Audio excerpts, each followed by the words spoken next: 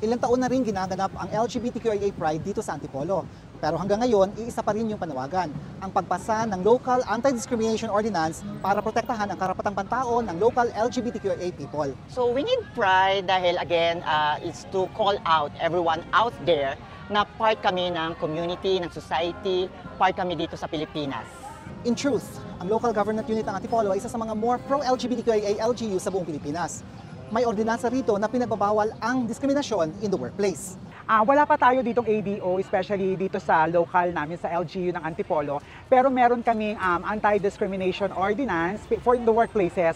So isang magandang step iyon para maamendahan yon sa mga darating na panahon patungkol sa ADO na para talaga sa LGBT community. Ang urgency ng pagkakaroon ng anti-discrimination ordinance dito sa Antipolo at sa iba pang bahagi ng Pilipinas ay na-emphasize dahil sa kakulangan ng national law to protect the human rights of LGBTQIA Filipinos.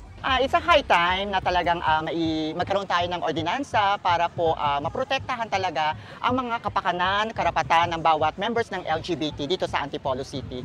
Pero marami pa ring issues ang local LGBTQIA community. Kasama na rito yung kakulangan ng unity ng local LGBTQIA community. Tulungan nyo naman kami, hindi po pwedeng kami lang kasi kailangan ito sa collaborative effort ng lahat. Tayo ay tumindig, tumayo at ipagwagaywayan natin ang kulay ng ating pagkatao dahil naniniwala ako na pag nagsama-sama tayo, maririnig tayo hindi lamang dito sa lokal na pamahalaan kundi sa buong Pilipinas.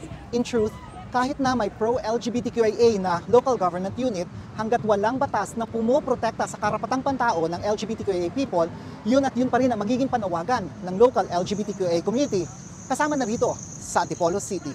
Ito si Michael David Tan para sa Outrage Magazine.